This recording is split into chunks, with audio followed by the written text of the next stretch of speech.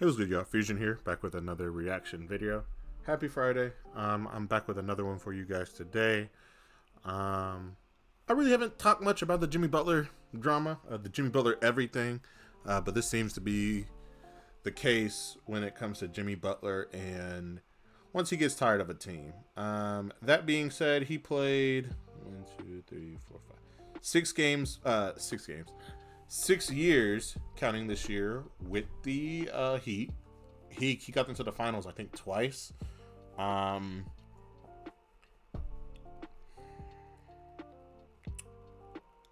Miami has been at the almost at the precipice of becoming a championship team for like 2 or 3 years prior to this year, I think. They had everybody that they needed. They had good bench pieces. They had good young guys who could figure it out. I do like that Kevin Love pickup. I think that Kevin Love adds depth to your team, even though he may not shoot the ball as much or may not be the quote unquote same Kevin Love, but he's still someone who can hit that three, create outlet passes, and just be another sort of playmaker. I'm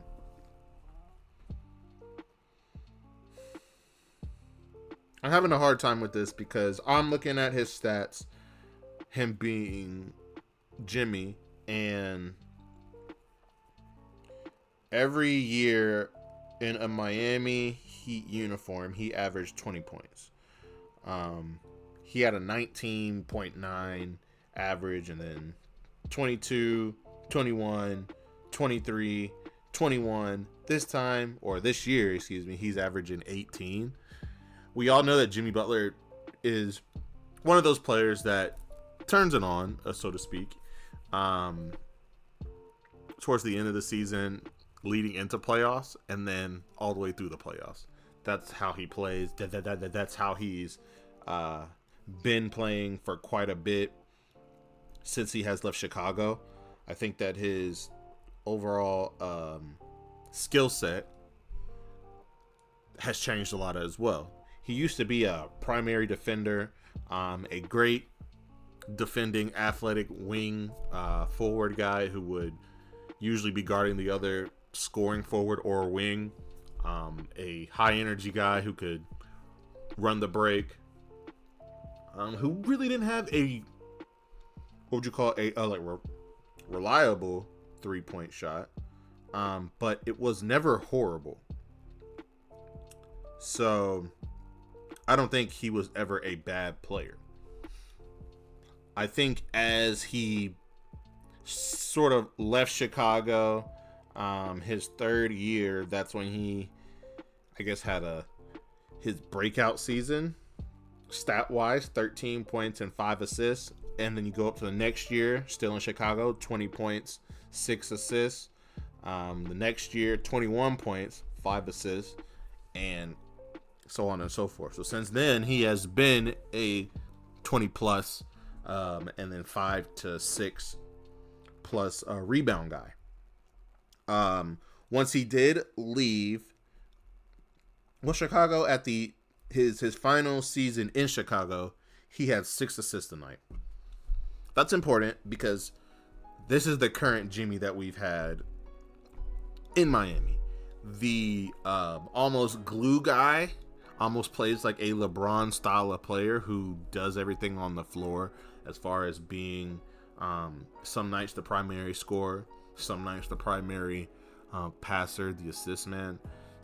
Sometimes we just need you to play defense and hustle. I don't think not LeBron. I don't think he even attempts to do that anymore. More like a Russ, Draymond, other players like that who aren't really there for their scoring. Of course, this led to the problem of why Jimmy is trying to leave. He gave Miami multiple years to find him another consistent superstar who could score, another consistent superstar that could carry the offensive load more with Jimmy.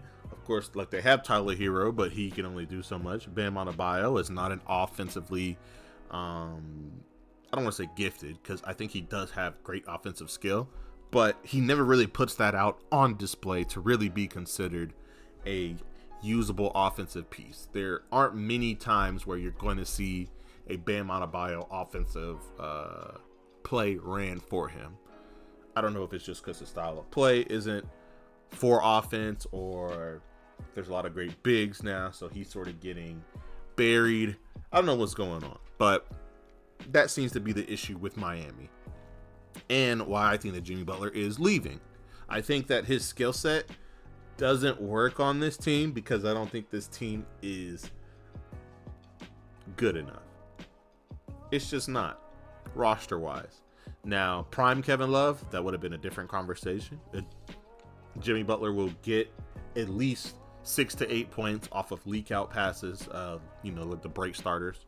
And that could be where he gets a lot of his offense, but you're not seeing him having to break down people on the offensive end or on the defensive end nightly anymore. Like, he just doesn't play like that, and he's been like that. And I'm pretty sure that Miami knows that, or should have known that.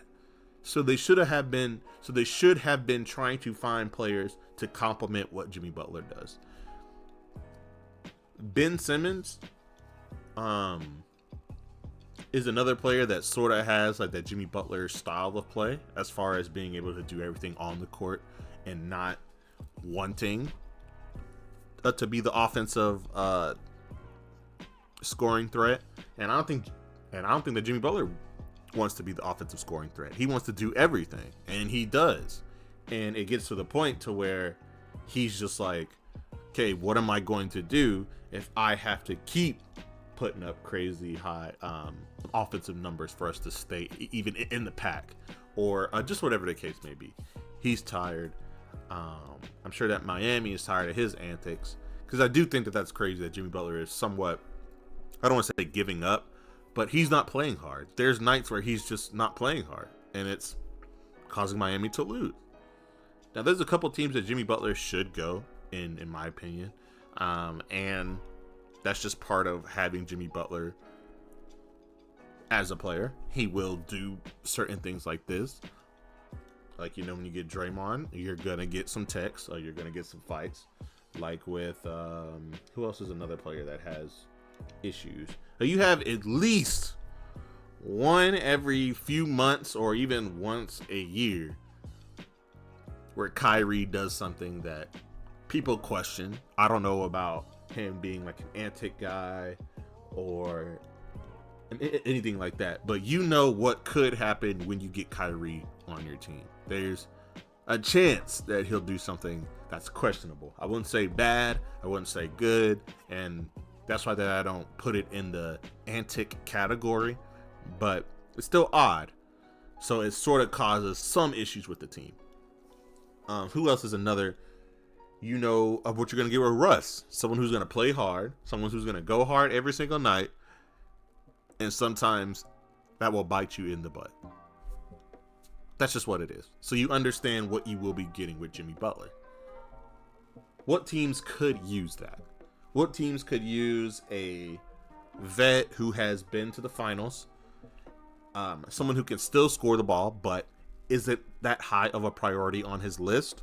A solid defender, solid rebounder, solid passer. It seems like he has great leadership. Of course, there's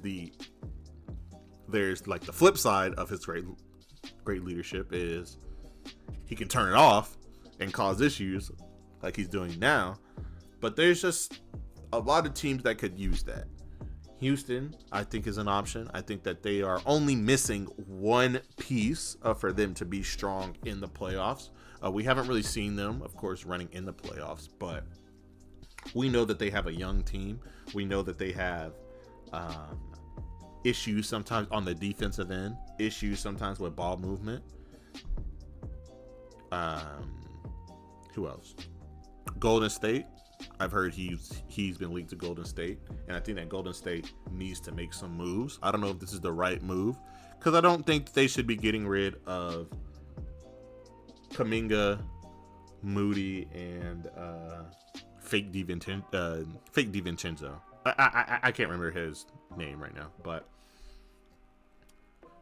I wouldn't be mad though at a Draymond. Someone else. I don't want to say Wiggins because I think Wiggins works there. Maybe a Buddy Hield, but I think they should keep Buddy. I do like Buddy.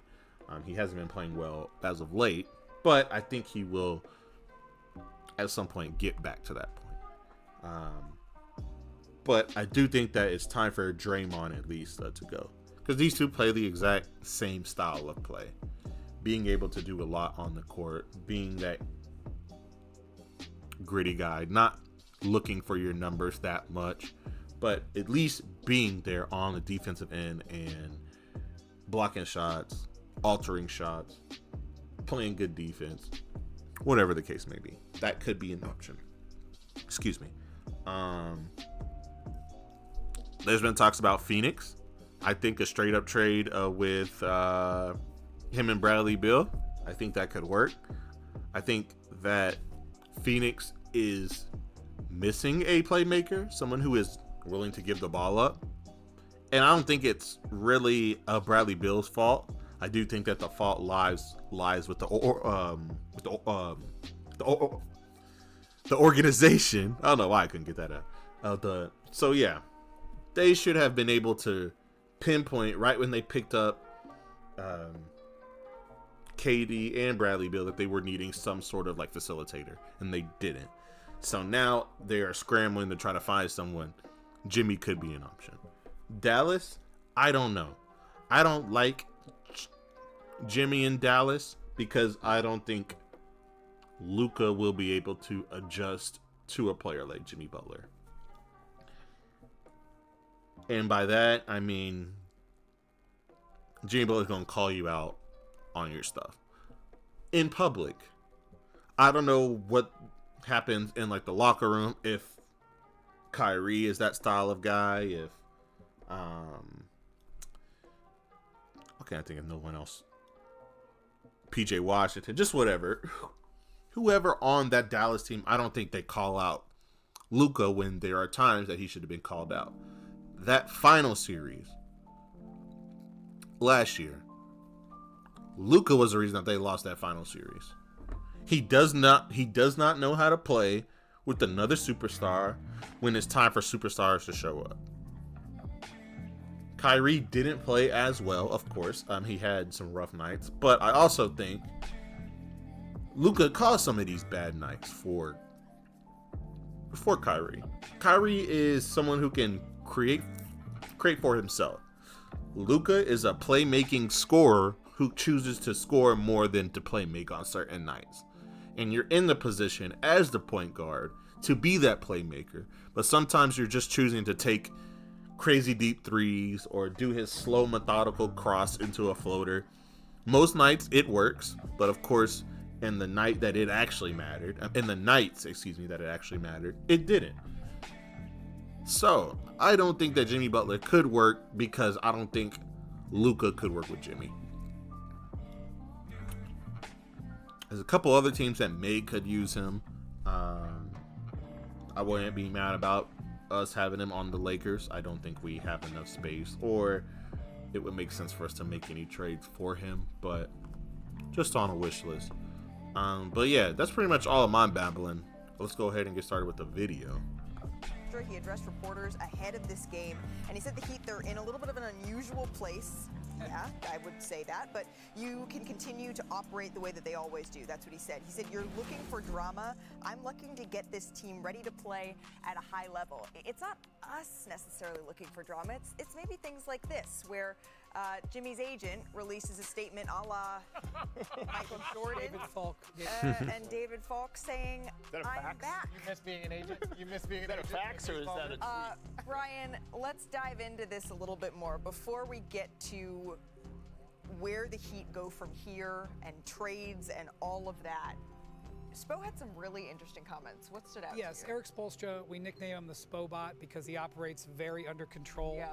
Shut the fuck He up. had some different type of comments before the game. My favorites were, we're operating within complexity. You can say that again. Having covered this story for the last month, I can tell you it's complex. But my favorite was also, My methods for doing it are really none of your business. So take that. Well, I will say this.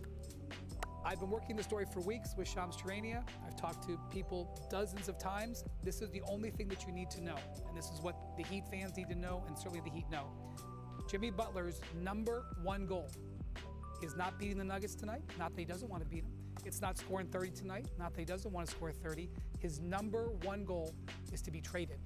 And his actions will be aimed at getting himself traded, preferably to the Phoenix Suns. Period. That's #1. Well, I like how you outlined that. But Yep. Don't even waste no time. I'm glad that is what everybody is thinking. I'm glad that's what everybody is on the same page with. I'm glad there shouldn't be any more like, oh, is Jimmy trying to stay with Miami? Is Miami gonna blah blah blah? We can see that Jimmy Butler will get his I was gonna say his hours cut, his minutes cut. I could see him playing like 29, 27 minutes tonight. So I would suggest you go for the under if you are a bettor. But yeah, this is not a surprise. I'm not surprised that Jimmy does win out. I'm not surprised that the Heat are trying to get him out. There's obviously a disconnect with that franchise and Jimmy. There's also seems to be a disconnect with Miami and other free agents. Why is Miami one of the better places to live, in my opinion, not having more superstars there?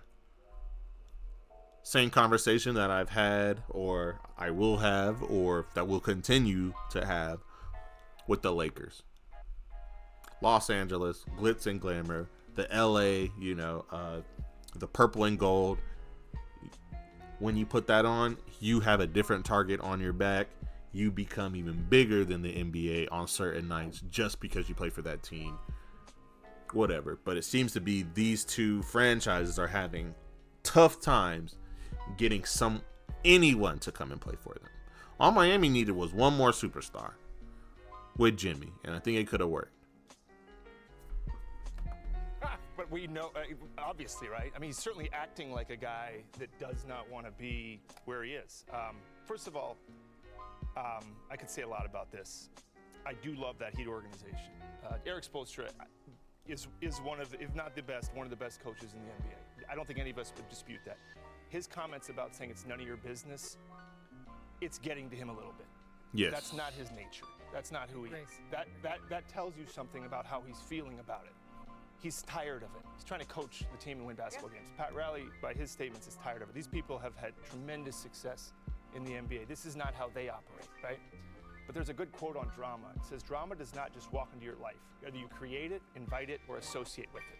Guess who's been around some drama? Ooh. Jimmy Butler. Ooh. You want Jimmy Butler? Part of the package is drama. Sorry, just a quick pause real quick. Yeah, that was a really good quote. And, just like I said at the beginning, Jimmy Butler does this. This is what he does. When he gets tired of playing with you, or when you don't fix it to where that he's playing with people who are actively trying to win, or if you're not trying to win, or if you're not trying to make your team be in the best position to win, he'll let you know, and he'll try to cause a scene when he's trying to get out. This has been the thing. You saw Philly. You saw Minnesota. You saw Chicago. What else? What more shit do you need? I don't think, though, that Miami will be trying to get him to the Suns. I could see him, honestly, going to the Knicks. But who knows? Maybe they do want him out of the Eastern Conference so they don't got to deal with his shit. But yeah, really good quote. I think he's an unbelievable player, and he's one of the most competitive players our league has ever seen. He's earned playoff Jimmy. And that's a fact. Yeah. He helps you win. He's not about numbers. Jimmy Butler plays both ends of the floor, and he wins. But Jimmy Butler has decided, I'm done. And Jimmy Butler seems like he's going to do everything he can to create disruption. And the last thing you want when you're trying to win in this league, as a president of basketball, as a coach, and I would ask you, Richard, as a player, is it's hard enough. Don't add drama or chaos or disruption And that's what's making this thing so hard for a very proud organization that has been able to avoid this type of situation for a long time, decades. Yeah, and that's the thing with Jimmy. Jimmy's going to do what's best for Jimmy. We know that now collectively. You said that. Jimmy wants to do.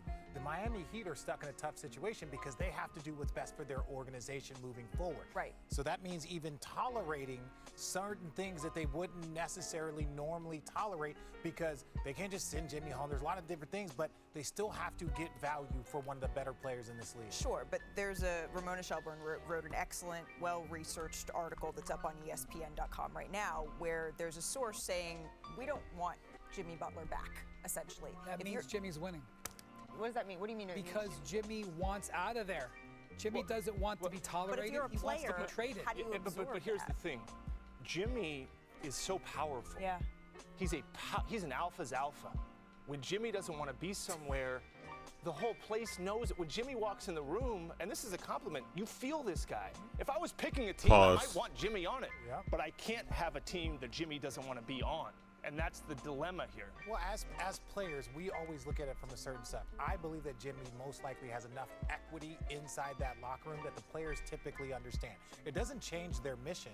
For them, they're just like, we want Jimmy to figure it out, and we want the Heat organization to figure it out. That's not necessarily just on the 12 players in the locker room. It's like, you guys figure this out because we're the people that are on the court having to deal with it. But I guess what I'm asking is, this is going to come to a head in a matter of minutes, really, when they all have to step onto the floor together. So is the locker room door, hey, as long as you're with us, come on in right now? Or how does that go? 100%. We got a job to do. Yeah, that's the thing. At the end of the day, bro, you got to still win games. And Miami seems like they want to win games. Will that mean that you got to deal with his shit? Absolutely. Will you deal with his shit? You did for this long. You did for this long.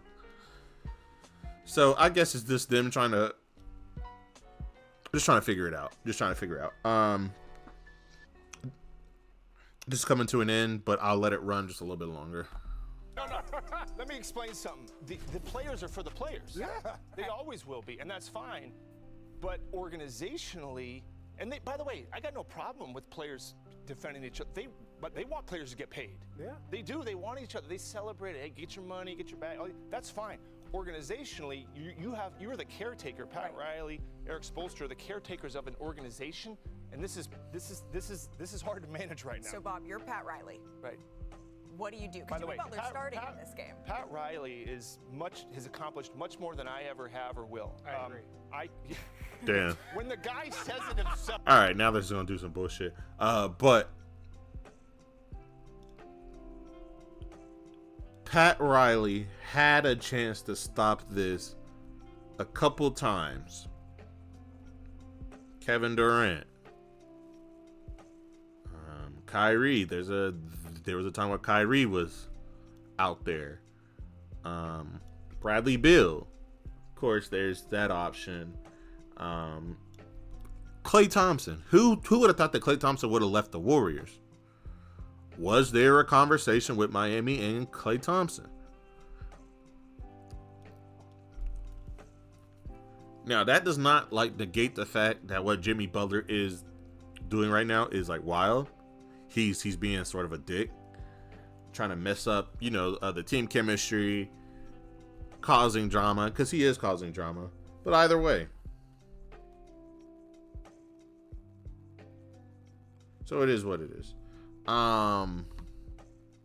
But that's pretty much all I got for you guys today. Like, comment, subscribe. Hit that link in the description down below to become a member. We have a stream once we hit 800 subs. So yeah, I'll see you guys next video. Peace.